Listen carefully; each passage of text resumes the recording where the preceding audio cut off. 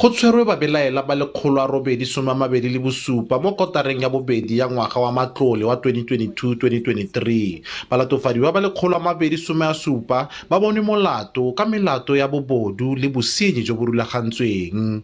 The majority of arrests emanate from serious organized crime investigation with a total of 524 arrests. General Nkosi has been in the serious commercial crime environment. He have got experience of investigation of fraud cases. Lebeya o ne a tlhagisa tswelopele e bonweng ke lephata le le gapang dithoto tsa bosenyi.